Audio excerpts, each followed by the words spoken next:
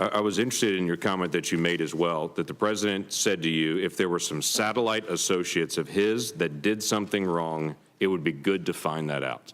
That the president seemed to talk to you specifically on March the 30th and say, I'm frustrated that the word is not getting out that I'm not under investigation, but if there are people that are in my circle that are, let's finish the investigation. Is that how you took it as well? Yes, sir. Yes.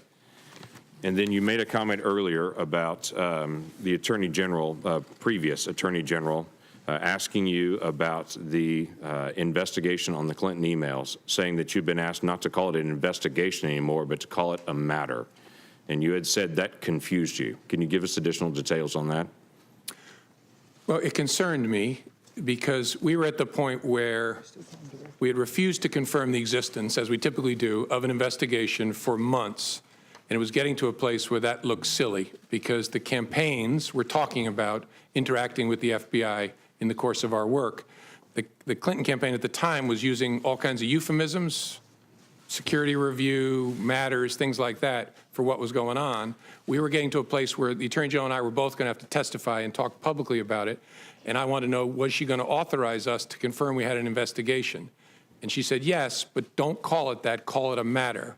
And I said, why would I do that? And she said, just call it a matter. And again, you look back in hindsight, you think, should I have resisted harder? I just said, all right, this isn't a hill worth dying on. And so I just said, okay, the press is going to completely ignore it. And that's what happened. When I said, we have opened a matter, they all reported the FBI has an investigation open. And so that concerned me because that language tracked the way the campaign was talking about the FBI's work, and that's concerning.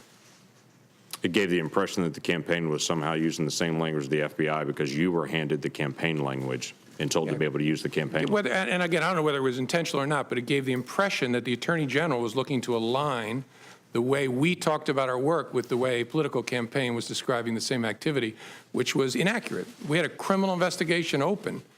As I've said before, the Federal Bureau of Investigation. We had an investigation open at the time, and so that gave me a queasy feeling.